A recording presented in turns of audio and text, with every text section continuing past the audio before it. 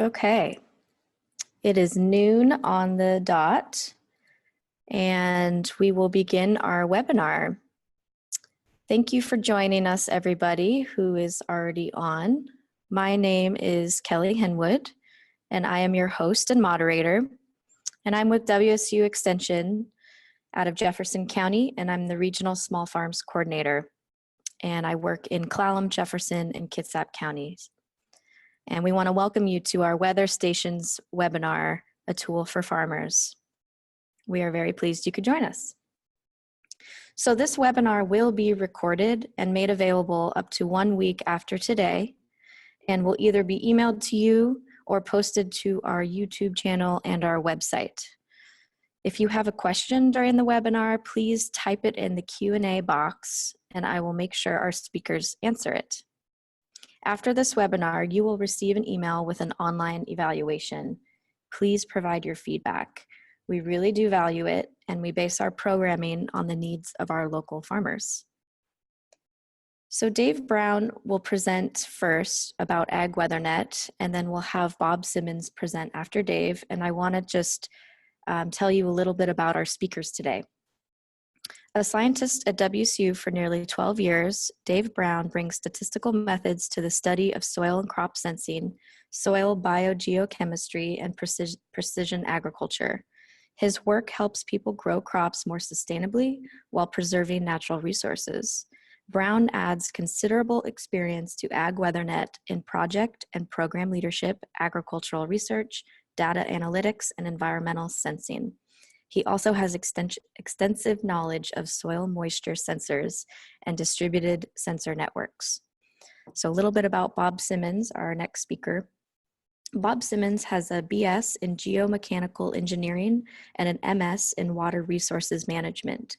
He is a water resources specialist at WSU Jefferson County Extension, providing a number of outreach and educational resources for those interested in water-related resources. Special programs and research-based publications offer guidance for protecting natural resources associated with streams, rivers, lakes, wetlands, estuaries, and marine waters. So again, if you have a question throughout any of the presentations today, please type it in the Q&A box, and we'll make sure our speakers answer it. And again, I'm your host, Kelly Henwood. There's my contact information on the front screen. If you need anything after this webinar, please feel free to contact me.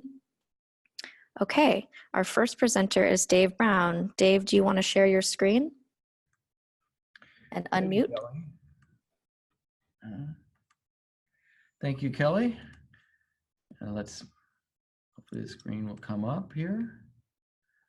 Okay, so I'm going to be talking about AgWeatherNet in a very introductory way, assuming that you don't have a lot of experience with our system and our network. And I'm going to start out, if you come into the main homepage, this is what you'll see is this map, and every little bubble here refers to a weather station. And right now, what you're seeing on the map is air temperature, but there's different things you could also look at, different measures such as solar radiation, how much sunlight we're getting, or wind speed or wind direction, and so on. But what I'm going to do now is zoom into a station. So zoom into a station, and so hopefully I say it right. Chimacum. Hopefully I said it right. I needed to practice that actually. So this station is close by to a lot of you guys, and we just zoomed right in here. And this station says right now it's 59 degrees. I wanted to, I could change that, and I'd see the soil temperature is 60 degrees, a little bit warmer than the air temperature. I could say the wind direction, sorry, is north.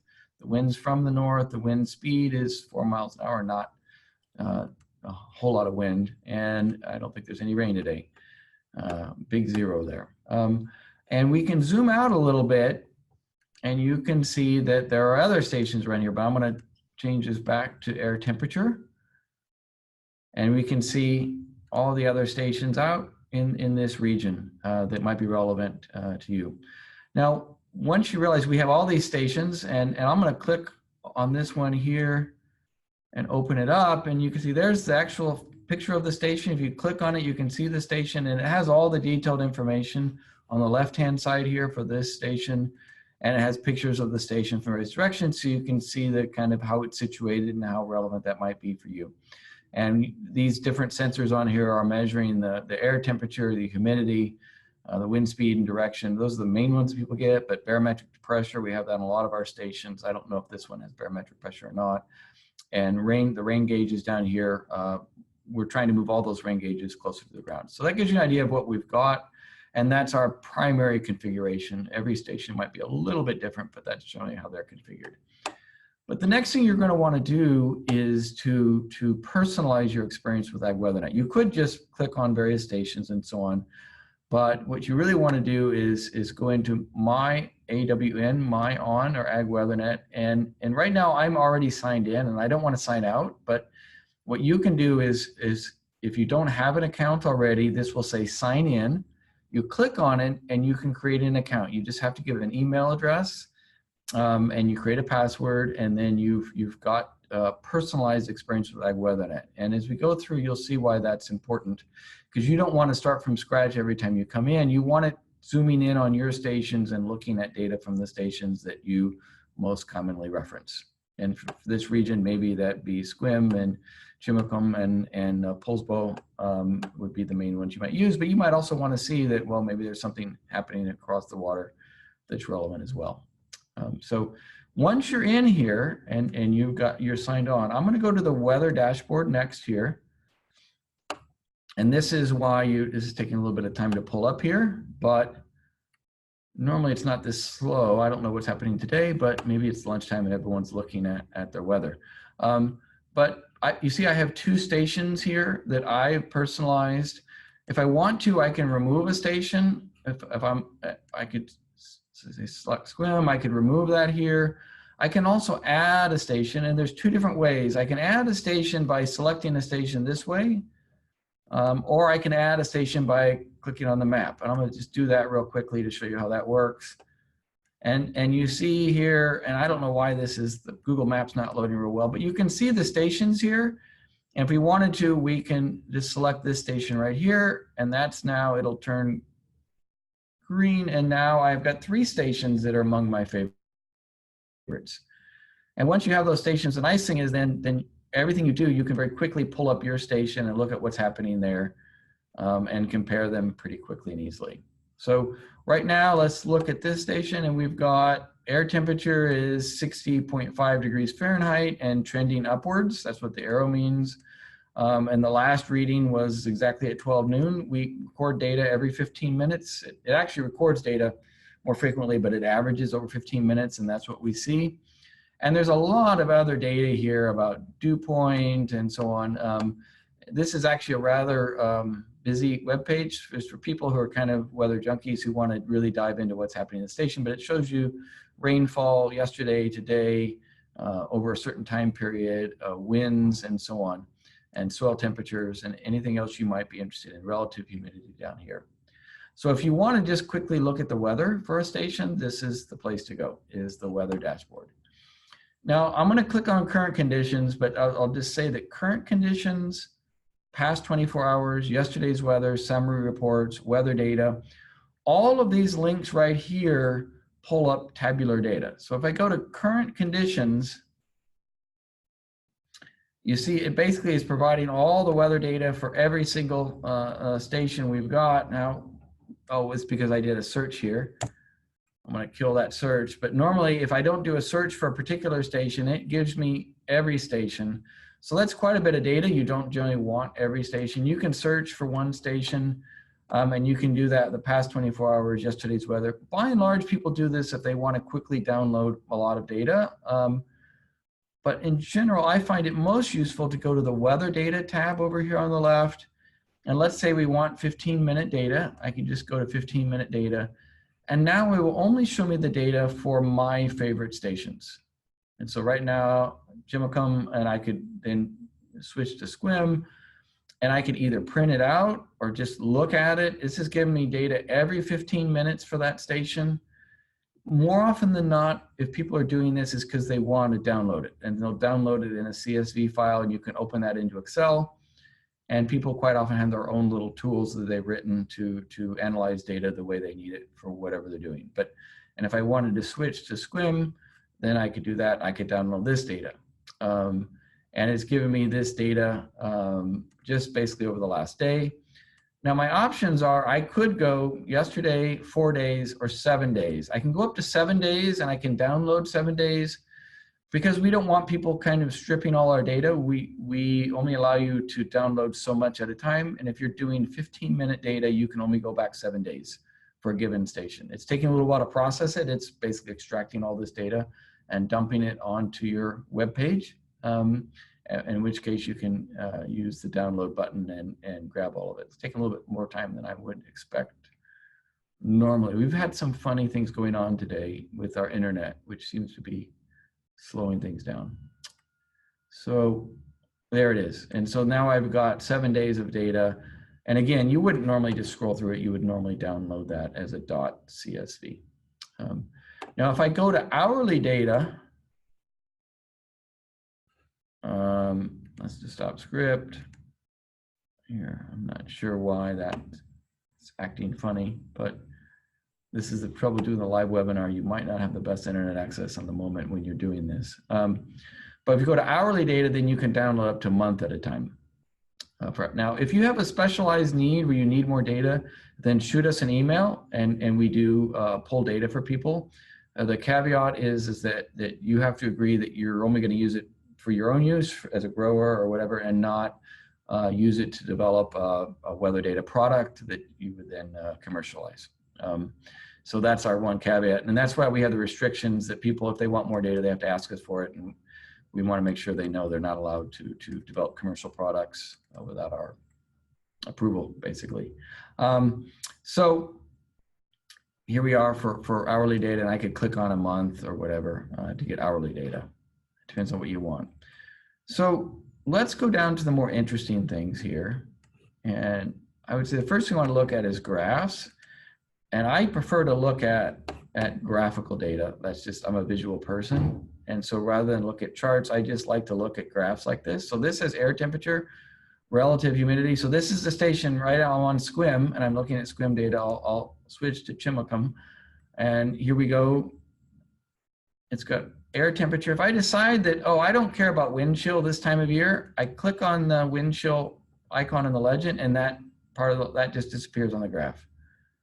Right, and now I just got air temperature and dew point. And you can see that there's certain times a day when they come close and other times they don't, and whether you're actually going to get dew. Relative humidity is here, wind speed, maximum wind. So we have average speed, but we also sort of record gusts. And then this is sort of displaying the directions, mostly from the northwest this time of year, it looks like, and shows you how strong it is. And no rain. That chart is empty because there has been no rain. And so fortunately, here I can show you a little bit leaf wetness. There's a little bit of leaf wetness here, but it's not very wet either. And solar radiation is kind of showing you when the sun's up. So that's pretty clear. So this is nice if you want to zoom in on the station, look at a trend, and you can go up to 7 days and see what's been happening in terms of temperature and humidity and so on. So that's just basic weather that you could also get from, you know, AccuWeather or any other kind of an app. I'm going to go ahead and delete the Polsbo station just to show you how to do that. So here's Polsbo. If I want to remove that station, just click here and it's gone, and I'm down to my 2 favorites. If you get favorites you decide you don't want to access anymore, you can always take them out. So calculators, this is where it gets a little more interesting, and we'll start off with evapotranspiration. I'm going to do this graphically. And so this is looking at, basically this is estimating how much moisture is being lost from the soil, and it's being lost through evaporation. They're just directly evaporating from the ground surface into the air, and also transpiration, what's coming out through the plant.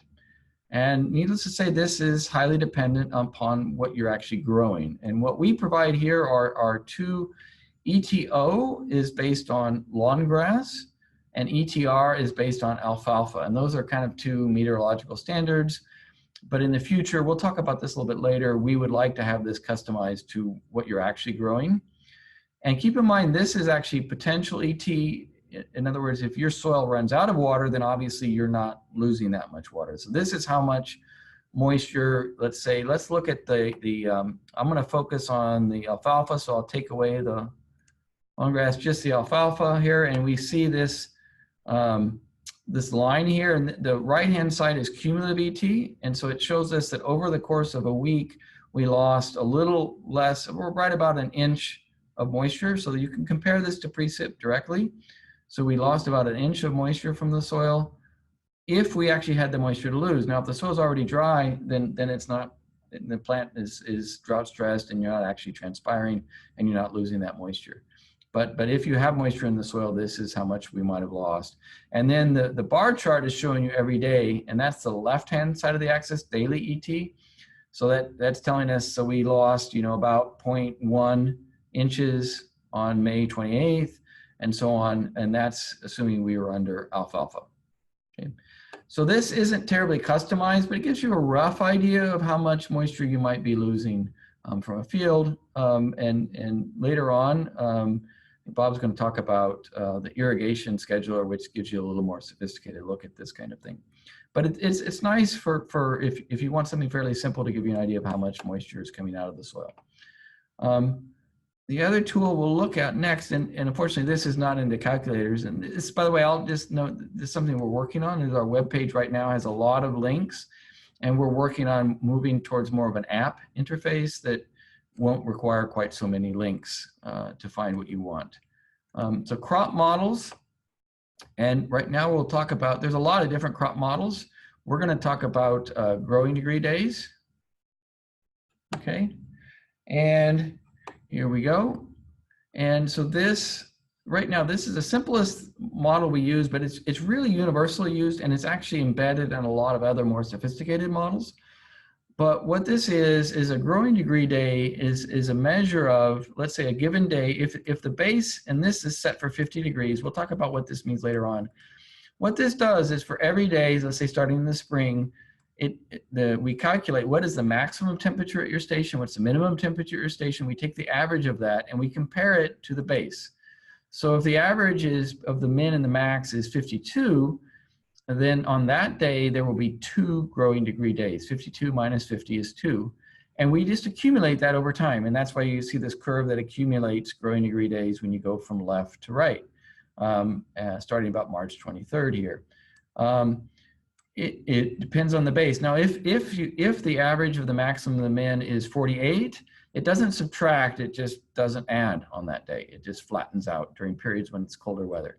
And this is a way of looking at development of crops and also of pests. So insects also have growing degree days, and these can be used to measure their phenological development, how far along they are on their life cycle. And this is pretty useful for estimating when you might plan to harvest, when you might have certain pest problems. So growing degree days is used in a lot of different models, and then some models have slightly more sophisticated versions that are capturing the same idea. So learning about growing degree days is pretty valuable. The actual base that you'll set will depend on your crop, and you can Google this and you'll find that everything you're growing, there's a table that'll tell you what the base temperature is for that particular crop or that particular pest. It isn't necessarily a crop. And we don't generally pay as much attention to the upper limit, certainly not around here as much. But basically then you can see the growing degree days accumulate over the season here.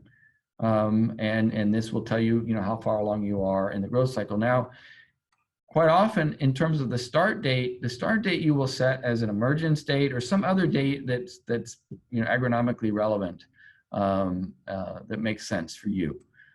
If the crop hasn't emerged until May 15th, it doesn't make much sense to talk about growing degree days from April 1st because there's no crop to grow.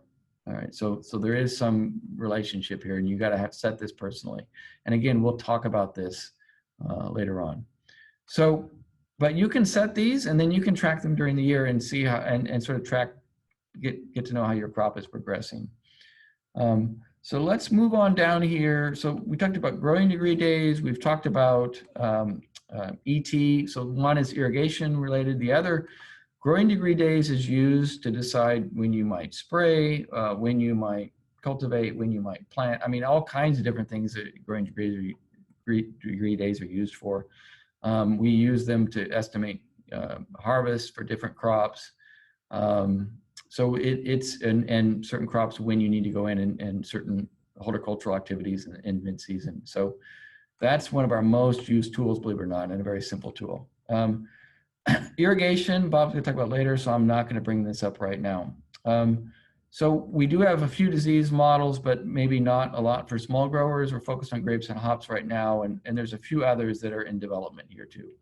But over time, we would like to develop more tools, and I'll talk a little bit about some of the major changes we're going through.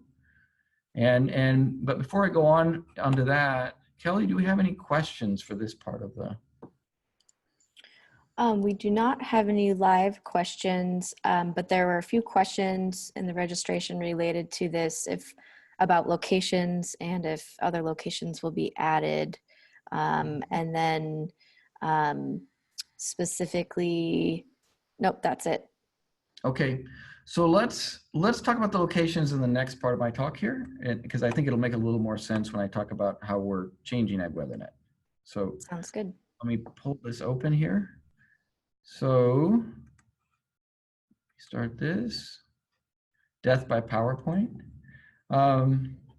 So the big change we're going to is we're going away from a station-based web delivery and going into more of an app platform. And that'll include a web app as well as mobile apps, for Android and for Apple. But the idea of an app, the key idea of an app is that they're interactive.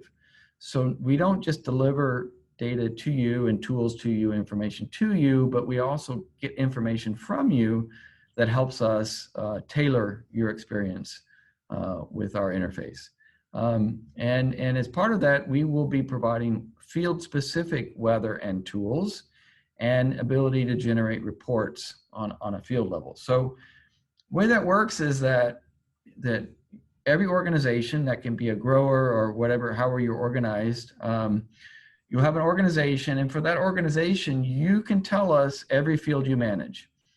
And so you give it a name, field 1 or Bob's field or whatever the name is. Most often these orchards tend to have very cryptic labels on them. You give us the latitude and the longitude of that field. You tell us what you're growing, when it was planted, what is the cultivar variety you're growing. In a case of orchards or vineyards, you can tell us what kind of trellising system you're using, what kind of rootstock. All this information you'll be entering for that particular field. And then from then on, all of our interactions will be by field instead of by station. So right now, everything we do is delivered to a station. You look at a station and then you kind of adjust to your field. And part of that adjustment means that you adjust the weather. You say, well, my location is a few degrees colder, or whatever it is about your location that's different. And part of the adjustment you might do is look at several stations and see what recommendations they make and kind of average them in your head. But the other adjustment you make is right now, if you go to our webpage, you see all the tools for every crop. And for example, the growing degree days. Right now, you see an option. You can put in different growing degree days. But if we know what crop you're growing, we can tailor that so you just see growing degree days for your crop. And you don't have to bother entering that year after year or anything. So it'll be a much more customized kind of interaction with us. Every tool, including ET, for example, we can compute ET based on your soil and your particular crop and come up with a better estimate than if we just take alfalfa and grass. And for right now, we don't have this yet, but what we're working on, we have a new postdoc who's coming on to work on this. Joe is going to be working on developing hyperlocal weather data and forecasts. And what that means is you tell us the latitude and longitude like this field right here. And we will be developing models that take the station data and other meteorological models and make our best estimate of what the weather's like at your location, and also what the forecast is at your location. And the idea then is that, as well as having all the crop data and the management information, everything you have for that field, you also have the weather data for that field. And so from then on, you just interact with our tool, basically interacting, and all the information about what you might use weather data for will be done at each management unit. And you'll be able to toggle, select.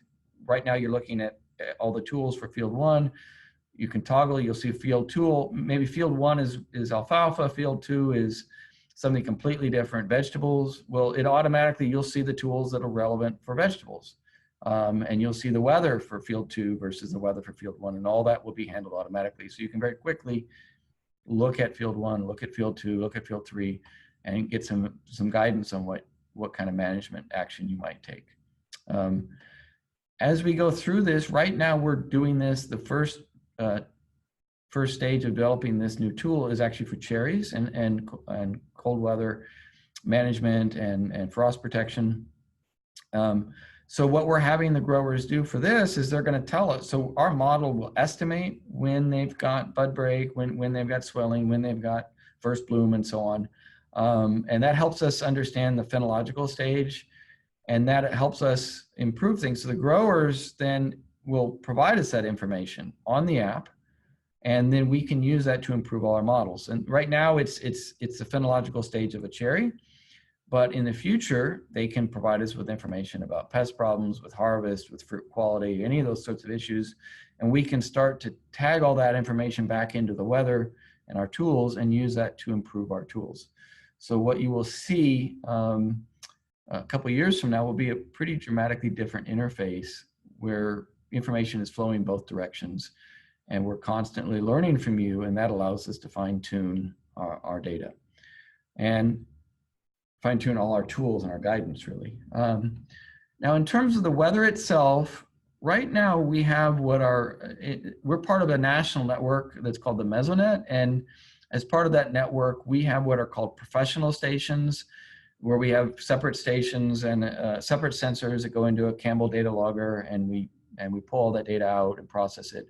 And we're going to actually upgrade this a bit to Professional Plus standards, and Professional Plus means you try to duplicate sensors so you know if one's failing. We have temperatures duplicated, that's our only duplicate.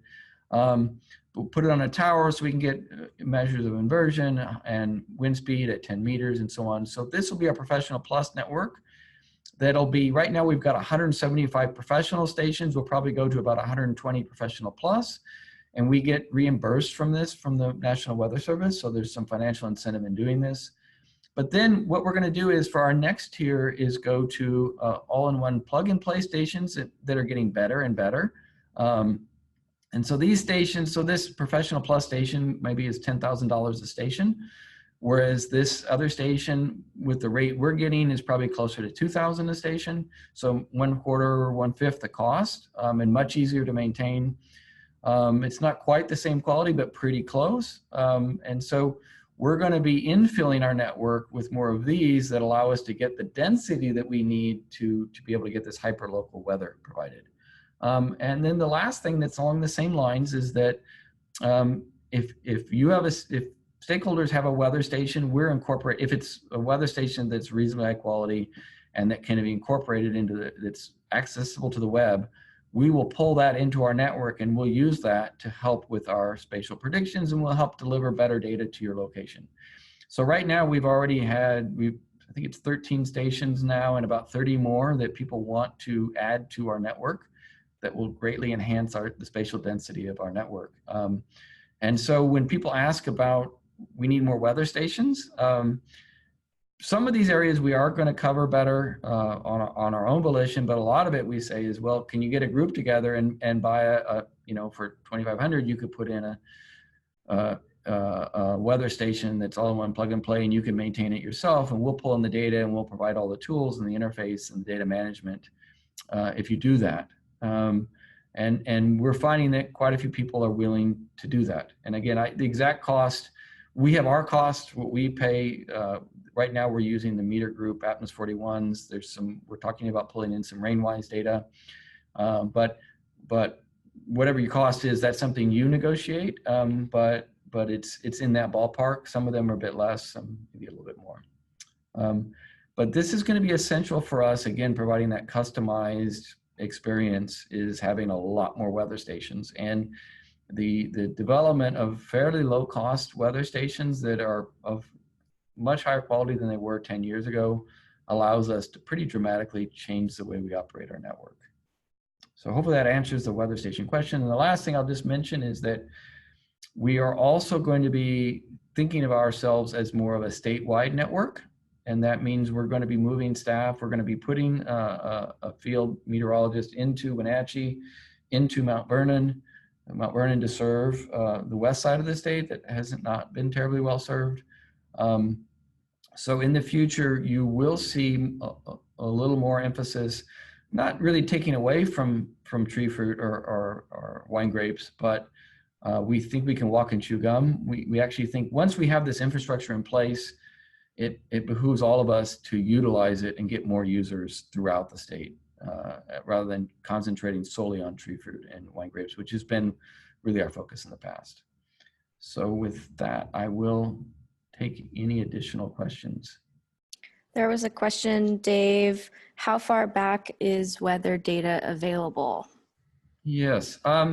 In terms of the data we really trust, it goes back to 2006, which is when the current network was established. And every station is different, right? Some stations were added more recently, and we can only go back to when the station was established. But we're available to 2006. We have some high quality data, and then some of those stations were established in 2010 or 2011, and so on. And that's how far back we go. We have older data from what was called the PAWS network that was very much focused on the Yakima Valley and a little bit in Wenatchee. That data is a little more inconsistent in the quality, but we can pull that data out for people who want it.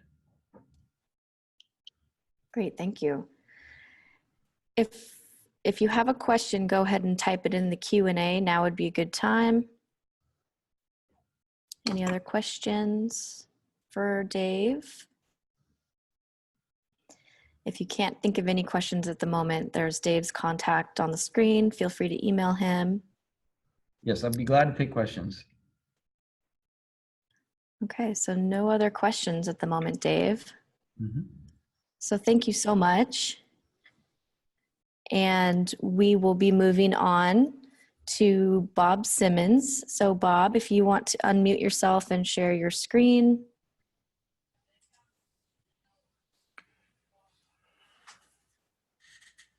Well, thanks, Dave and Kelly, for this opportunity to talk about the hydrology and climate dynamics of our North Olympic Peninsula. I will be covering a bit more of the state as well, because I know we have some listeners from Spokane and elsewhere, but it will be focused on the Olympic Peninsula. So here you see two pictures of the same area, the Seven Lakes Basin in the Olympic Mountains.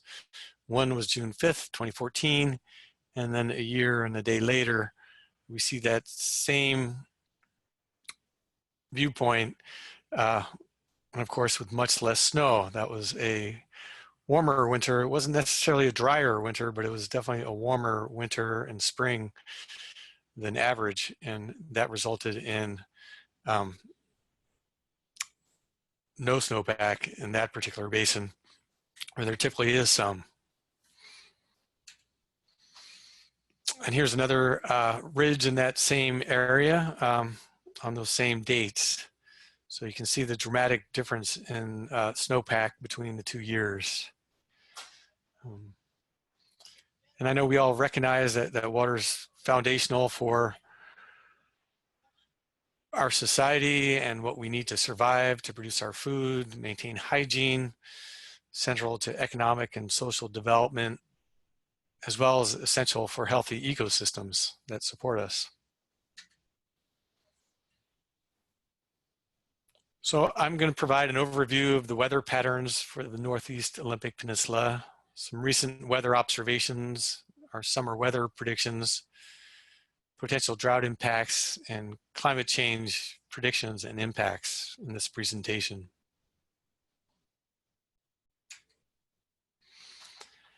All right, so overall, the Northwest weather and climate are dominated by the Pacific Ocean to the west and the region's mountain ranges that block and deflect the low-level airflows that typically come in from the west and southwest off the ocean.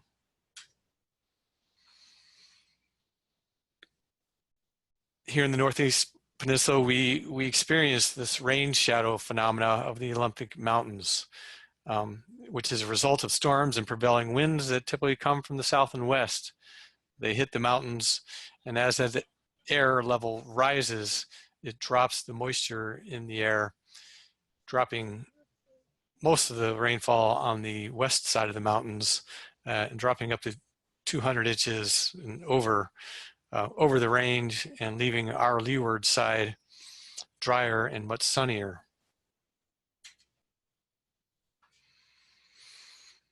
So here's a schematic produced by our State Department of Natural Resources, where the blue and dark purple show higher rainfall amounts, and the browns and oranges showing lesser rainfall. So here you see Forks experiences about 120 inches of rain. Up in the mountains, they get over 230 inches in some years. Port Angeles averages about 25 inches. Sequim about 16 inches. Port Townsend about 19 inches. Chimacum about 28 inches.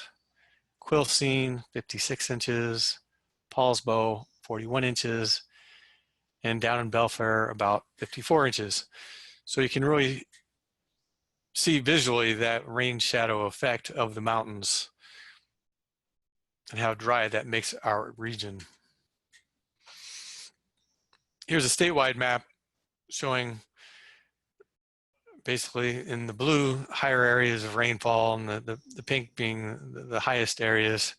But you can see that a lot of the moisture is dropped out of the air as it moves over the mountainous areas, so the Olympics and Cascades. And there you see the Columbia Basin getting under 10 inches of rain and precipitation a year.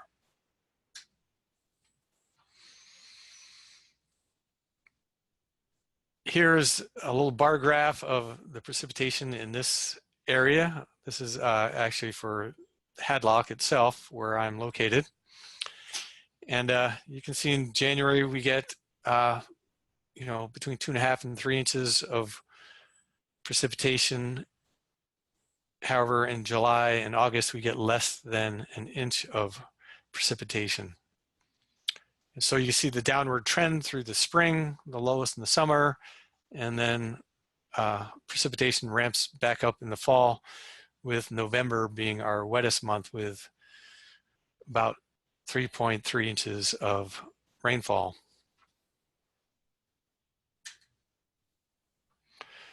So what happened in 2019? Well, 20 days into May, our statewide snowpack was the 4th lowest that it's been over the past 30 years. The governor declared a drought declaration in all those areas in bright red. And he had previously, back in April, had declared those areas in the lighter pink. So what happened, our winter had lower rainfall, and it left areas with lower than normal snowpack. And then we had a warmer, drier spring than average, which quickly melted much of that snow. And you can see February through April, those are months that we count on a lot of snowpack getting developed. Our precipitation averaged over the Olympic Peninsula, ranked as the 3rd driest on record.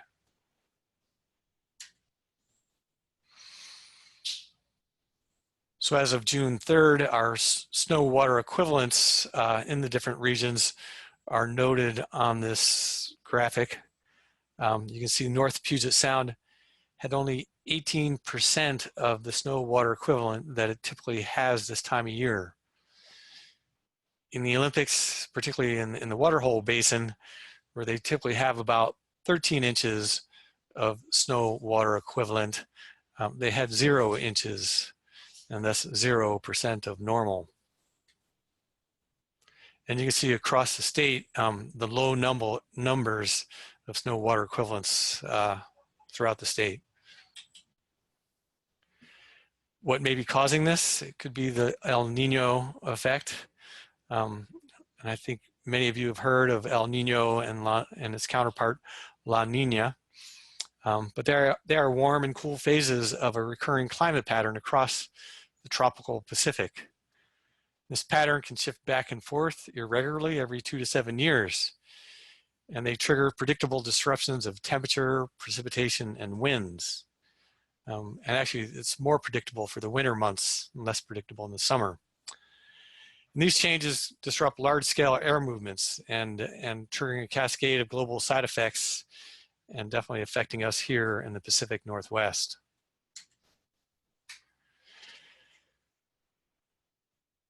So some of the trends we typically see is here in the Northwest, it brings drier and warmer winters, thus resulting in less stream flow in the Pacific Northwest during snowmelt times in late spring and summer. And that La Nina is typically opposite of El Nino. It typically brings colder, snowier, wetter winters. And right now they have a kind of a moderate to low prediction of this El Nino going into the start of next winter.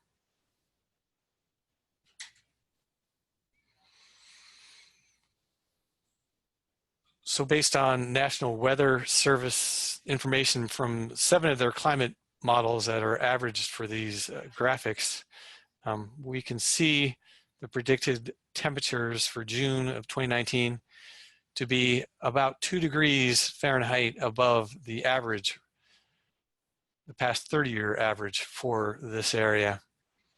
In July, pretty much the same thing, 2 degrees warmer than the 30-year average. August, again, 2 degrees higher than the average. In September, perhaps up to 4 inches warmer than the average in this region.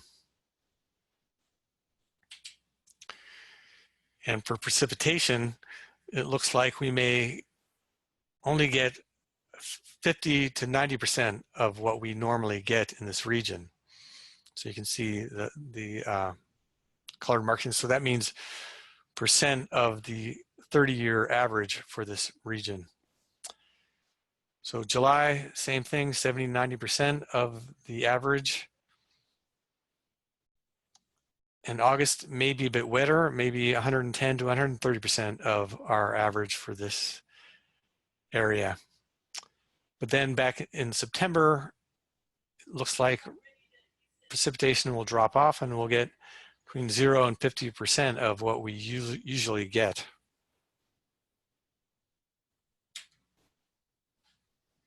So Dave mentioned I'll be talking just real quickly about the irrigation scheduler, where you can put in how much you're irrigating, as well as it automatically loads in, according to the station you're at, how much precipitation has happened and how much evapotranspiration for your crop.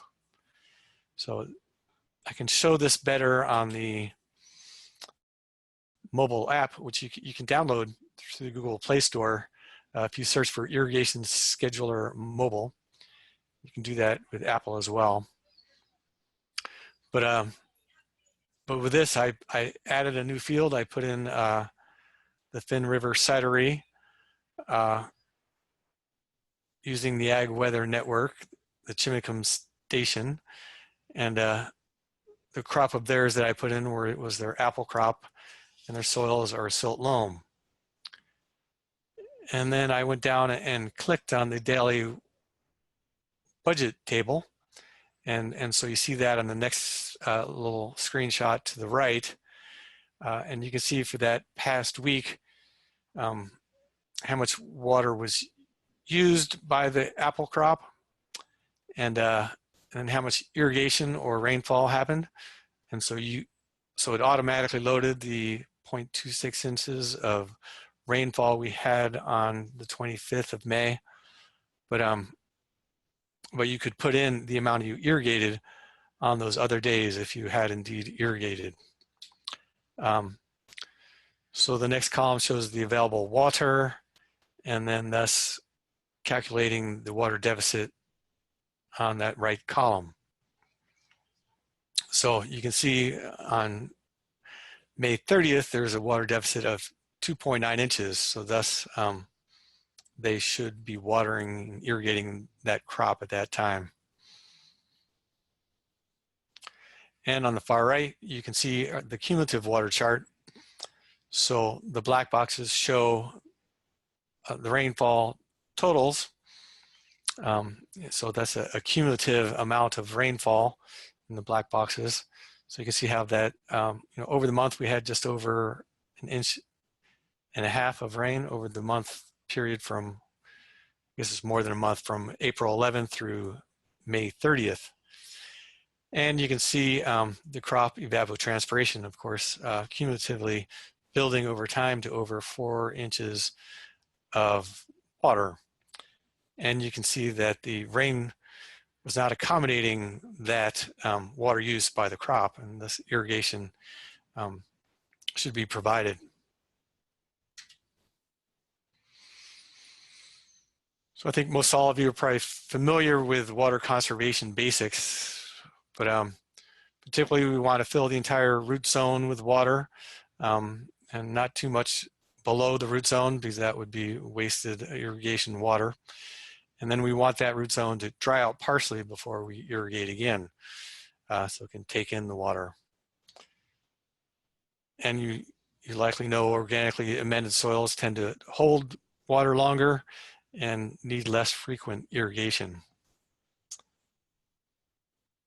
And adding organic matter to clay soils allow those clay soils to take in the water more quickly and provides for less runoff. And we also need to look at providing efficient irrigation strategies such as drip irrigation. And adjusting water use practices take time, so changing over your irrigation strategy can take time, so it's never too soon to look at how you might want to modify your practices and get the advice you need. So besides agriculture, drought has impacts to fish, wildlife, and ecosystems, of course, where salmon may not reach upstream spawning grounds because streams and rivers are too low. Some salmon spawn in those channel margins and side channels that may be left dry during dry periods, which by the National Weather Service predictions, we may be looking at this summer. So warmer than normal stream temperatures can be lethal to salmon as well as other aquatic species because cooler waters hold more oxygen in the water. So with the lower oxygen levels, salmon have a hard time respiring, as well as other aquatic organisms that are more adapted to higher oxygen levels in the water.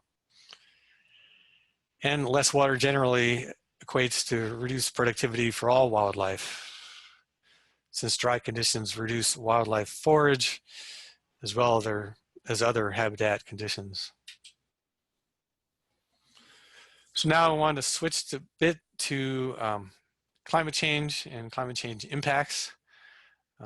This past fall, the 4th National Climate Assessment came out, and their chapter 24 covered the Northwest.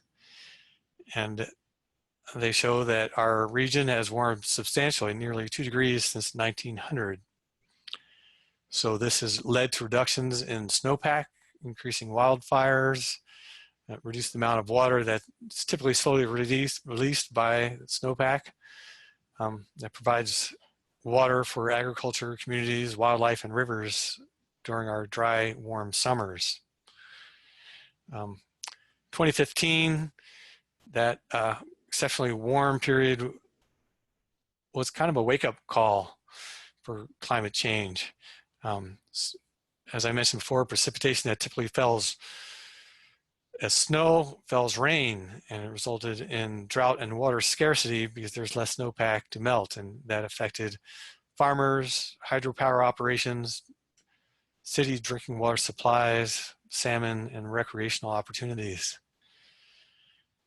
And in that same year, we had some warmer ocean temperatures that shifted our marine ecosystems, causing harmful algal blooms.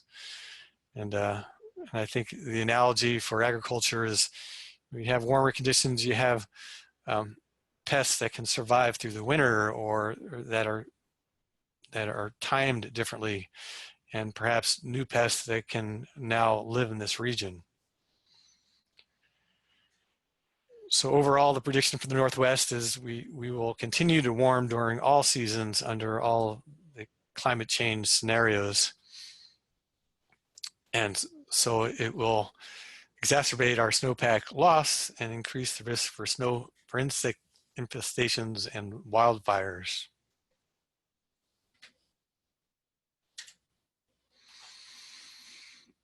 So that chapter also looks at specifically at impacts to agriculture.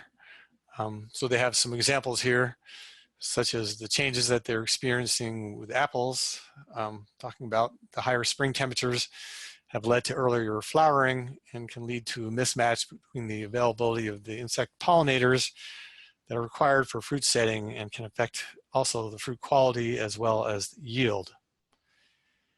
Also, the heat stress can lead to sunburn, scald on apples and can soften our berry crops so they are more easily damaged during transport and harvest.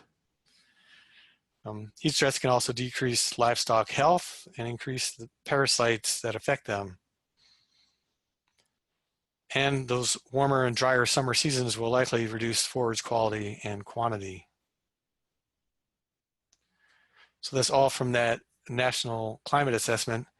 I have some information here that's more focused just on the Puget Sound region, put together by the University of Washington Climate Impacts Group. And they are predicting with climate change an increase in the frequency and intensity of heavy rain events, especially during our winter months. And they're showing a decline in precipitation during our summer months. Interestingly, over the whole year, they're predicting about the same amount of rainfall, just being distributed differently. Heavier and more intense rainfalls in the winter and less rainfall in the summer. And so they're showing an overall variability and changes. However, the natural variability will overshadow this to a large extent from a year-to-year basis, but the overall trend is what I've described here.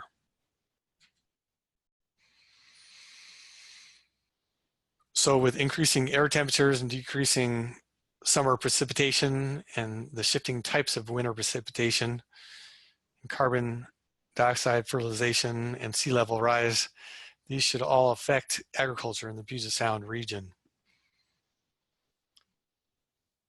So here, this group saw a 1.5 degree increase in temperature between 1895 and 2014, which is less than we saw in the Pacific Northwest, which includes Oregon and Idaho, because we are more moderated by just the Puget Sound itself and Pacific Ocean immediately adjacent to this region.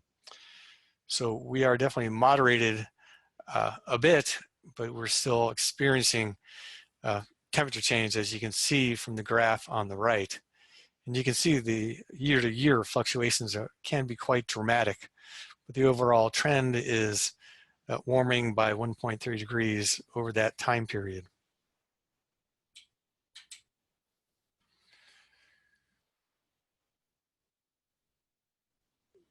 So what we're seeing with increased air temperatures will increase our growing seasons. It also lead to decreased water summer availability, increased winter flood risks, and increased prevalence of pests. This graph on the lower left shows our temperature fluctuations and differences from 1950 onward, and the black being what we've experienced up through about 2010. And then on the right, you can see the colored ones, graphs showing what's predicted for the future.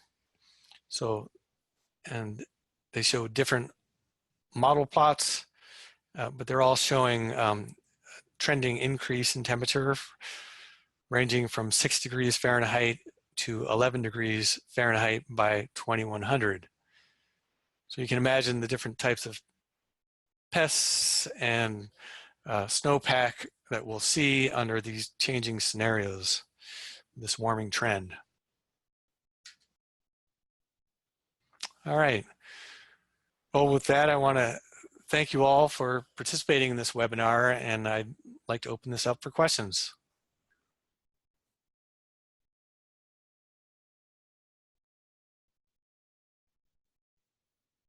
All right, I'm signing off.